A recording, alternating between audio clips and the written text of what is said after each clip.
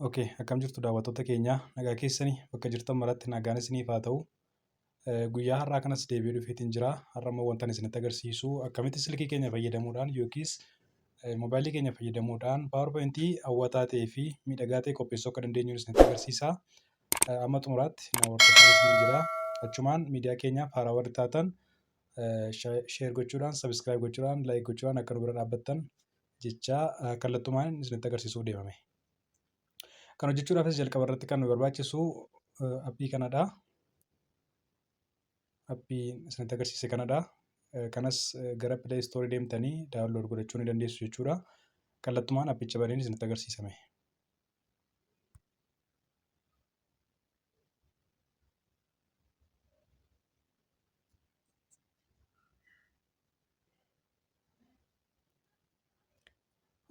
Naa baneeti jira. Garuu ankoo irratti hojjechaa waan tureef isinitti agarsiisuuf jecha irratti hojjechaa waan tureef haala kanaan dhaabne. Garuu gaafa nu banu haala kanaan isinii bana jechuudha. Yeroo haala kanaan isinii banu kallattumaan mallattoo ida'uu kanatti buutu jechuudha. Erga kanatti buutanii booddee bifa kanaan gaafa inni isinii fidu kan nuyi hojjennu paawarpoointii waan ta'eef kana filannaa. Erga kana filannee keessa seennee booddee ammas ida'uu sanatti buuna. Ida'uu sanatti buunee erga inni haala kanaan kana nuuf fiduu booddee seef goonee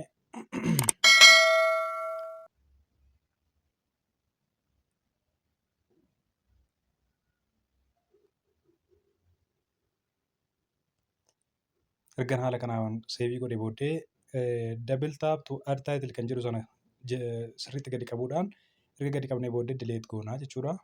Isa lamaffaa sanas gadi qabnee dileetii goonaa. Erga dileetii goonee booddee kallattumaan bakki nuti deemnu mallattoo kana argaa jirtu yoo taatanii mallattoo achi jirtu sana tuquudhaan gara keessaa seentuu.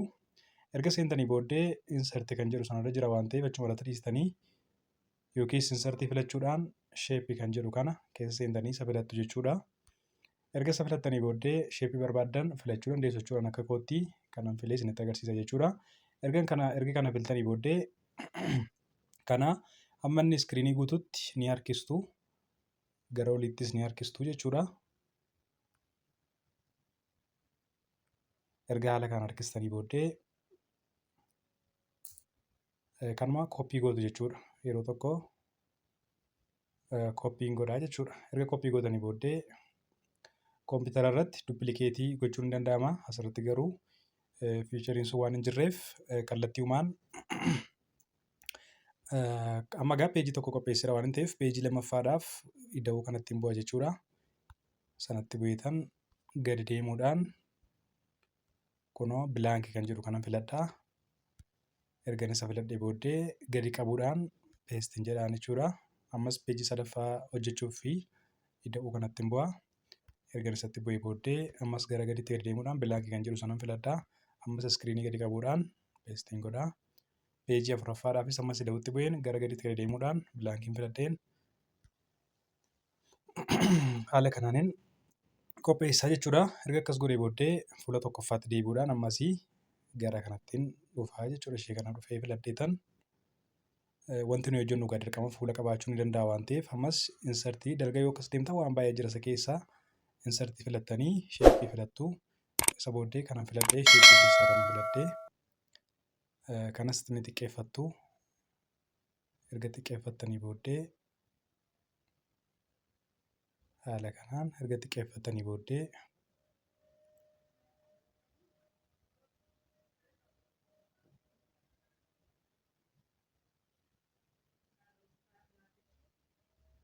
kana caalaas xiqqeessuu ni dandeessu gaasin amma namumaan.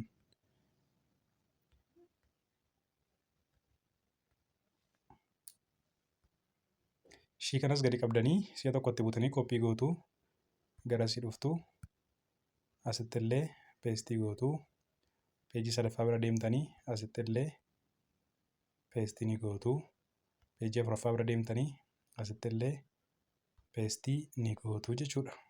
Kanaan booddee seebii godhachaa deemtu. Amma egaa fuula ilaachuutu nu hafaa jechuudha. Idiitenneenii tokkon jira. Seebiin godhaa. Gara lamaffaattis darbee asitti dhufeen yeroo tokko mas tuqeen idiitiin jedhaanii 2 ta'a. Sadaffaatti darbeen ammas iddootti tuqeen idiitiin jedhaanii yeroo 2tti bu'ee jechuudha. Iddootti 4 3 jedhaanii seeboriin darbaa. Peejii 4ffaa isa xumuraarra irratti ammas iddootti tuqeen yeroo 2 tuqeen 4 jedhaa jechuudha achi keessatti. Ergiin haala kanaan qopheeffadhee booddee yoo barbaade kana halluun barbaade kennuuf ni danda'a. Kana halluu haala kanaan eessa tuqxanii laattuu fi isa kanarratti isinitti agarsiisu eessa tuqxanii laattuu fi bakka 3 jedhu sana yeroo tokko kilikii gootu kanarraa jechuudha. Kanaan booddee innuu akka ittiin wanta tuqaa 6 wayiitti naannessee mitiire erga inni sana akkasitti nu naannessee booddee gara gadiitti wanni 4 kun bakka jirtu ishee tuqxanii kelerii filachuu dandeessu kun haala kanaan jechuudha. Kanaaf kan kanaas kelerii nan filaa jechuudha. Kanaafis nan filaa jechuudha kelerii. Okay, amma gaa fuula laanneerraa jechuudha. Fuula 1, fuula 2, fuula 1, fuula 2, 3, 4, amma fuula 4tti hojjedhee isinitti agarsiisa jechuudha. Amma gaa wanti nu hafumaanni barreeffama asirratti barreessuudha mitiire. Barreeffama asirratti barreessuudhaaf ani sila barreessee waan qopheessee jiruuf isin garuu ofii keessanii barreessitu. Ani garuu isa kanan kallattii uumaan geessee isinitti agarsiisa jechuudha achirrattis. Maaliif yeroo keenya qusachuudhaaf jecha asirratti peestii yeroo tokko tuqxanii idiitettuuni asuma irratti peestii godhee isinitti agarsiisaa jechuudha. Sababiin isaa yeroo keenya qusachuuf jechuudha. Peejii lammaffaadhaafis achumaan fidaa jechuudhani. Peejii lammaffaadhaaf immoo kanan qopheesse yeroo keenya qusachuuf jechuudha. Viidiyoo keenya gabaabsuudhaaf jedheeni. Akkasitti koppii gootanii innattu jechuudha.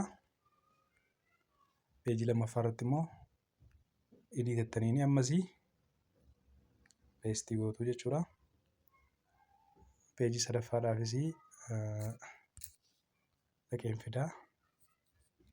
Peejii sadaffaadhaaf immoo kanan qopheesse.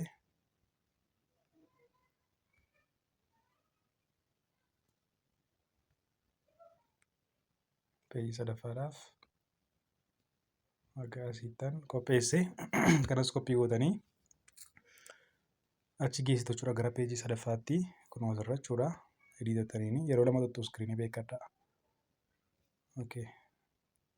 Paste. Kanaan booddee seeviin jedhama jechuudha. Amma gaa barreeffama irratti barreessineerra. Kanarratti kana barreessinee, kanarratti kana barreessinee, kanarratti kana barreessine. Akkuma beekamu gaa kunoo barreessinee jirra. Kanarratti gara olii sanatti wanti nuti barreessinu mata duree barbaada yoo ta'e yookiis mata duree gara gubbaatti barreessinee addarraa goonee ibsuu barbaachisa yoo ta'e wanti nuyi goonu ammasii iddoo kana dhufuudhaan as keessaatii ammas insert jenneeni sheeppii kan jedhu kana fidanna jechuudha. Erga isa fidannee booddee mallattoo kan barbaaddan gochuu dandeessu isinii. Kanan filee kana as fidnee kaa'anna jechuudha kana. Isa booddee ediitennaani as keessatti boqonnaa tokko magaalaa Finfinnee jettanii haala kanaan barreessuu dandeessu. Erga akkas gootanii booddee kanaa fi ammas gara gadii tuquudhaan halluu barbaaddan kennuufi ni danda'ama jechuudha.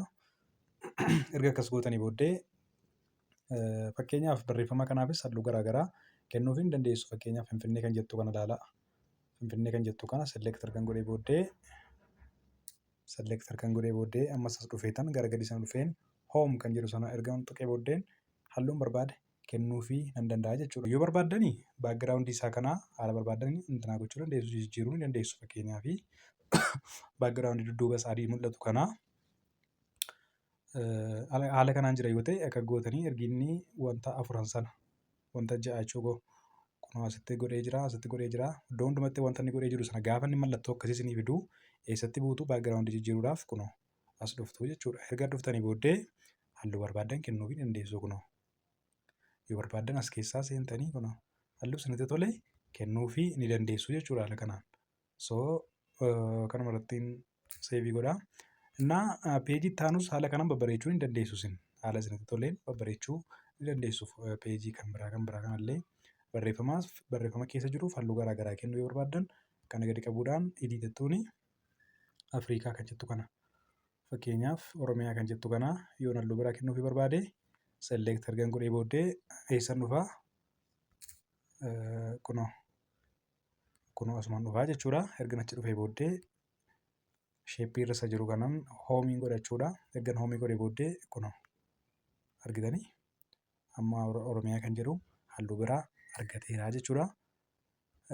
Lammaffaa irrattis haaluma kana babbareechuu dandeessu. Sadaffaa irrattis haaluma kana babbareechuu dandeessu. Afuraffaa irratti mee waan biraattis ni dabala. Fakkeenyaaf wanta dameewwan lama qaban, wanta damee lama qabu ibsuu yoo barbaanne hoo akkamitti ibsina isa jennu isinitti agarsiisa. Akkuma beekamu asuma keessadha kan deemamu. Erga achi dhaqnee booddee kana filannaa. Erga kana filannee booddee bocuma tokko kanuma haa filadhu fakkeenyaaf yookiin immoo halluu mee kanuma haa filadhu ishee akka fakkeenyaatti. Ergan kana filadhee booddee ammas achuma keessaa utuu hin bahin insertii keessa deemnee malee insertii keessa deemnee ammas sheeppii seenuudhaan ammas kana lamaan haa filadhu mee ammas ishee kana lamaan jechuudha. Fakkeenyaaf kuni fakkeenyaaf ishee kanas gadi butee ishee kanas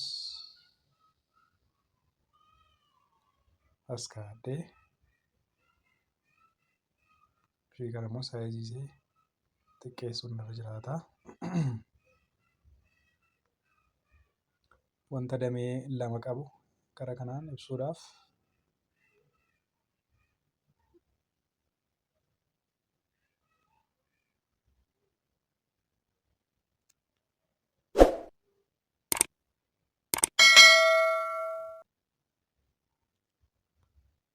haala kanaan ergan qopheessee booddee maaliin godhaa?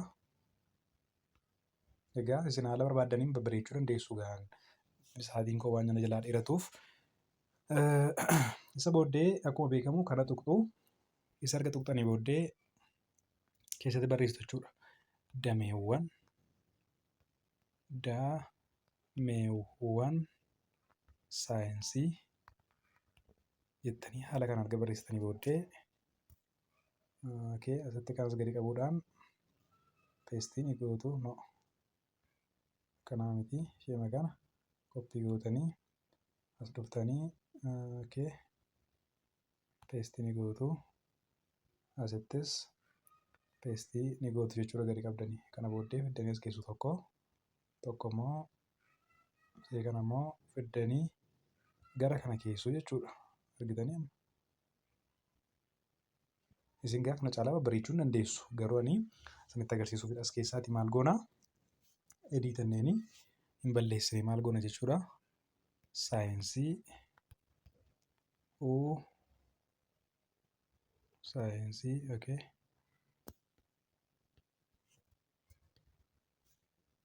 ediit jechuudhaan saayinsii uumamaa isa kana keessas ediit jechuudhaan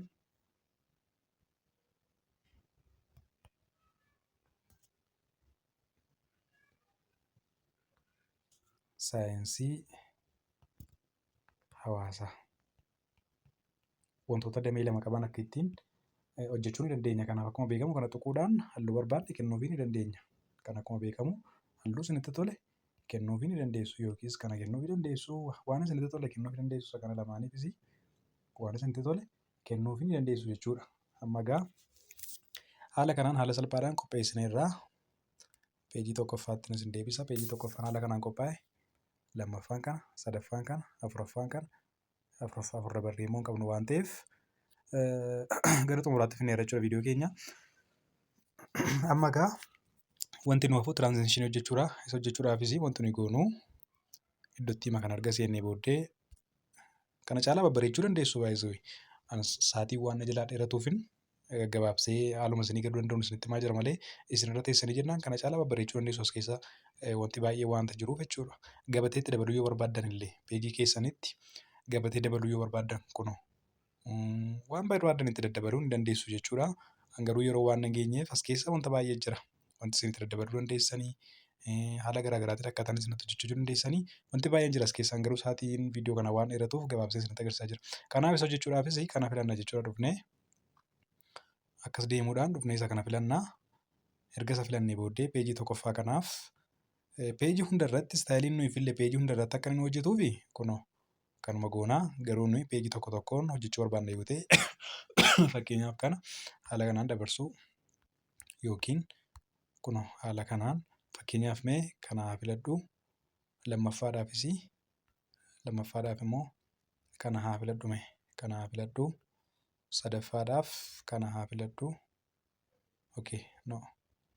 kanaaf kanan filadhe akkas dabarsuudhaan sadaffaadhaaf immoo mee kana haa filadhu afuraffaatu nu hafa afuraffaadhaaf mee kana fillu yookiis kunoo kanas filuun hin danda'amaa jechuudha. Haala kanaan erga qopheessinee booddee wanti biraanis ni jira, diizaayiniin jira. As keessa deemtanii waan baay'ee hojjechuu dandeessu. Wanti baay'een hin jira as keessa. Isin deemtanii wanta baay'ee hojjechuu hin dandeessu as keessaa garuu ammaaf kanuma isinitti agarsiisa. Haala salphaadhaan haala kanaan qopheessineera jechuudha. Mee pilee jenneenii haa ilaallu. Pilee jenneenii haa ilaallu. First page irraa kaasee nutti agarsiisume.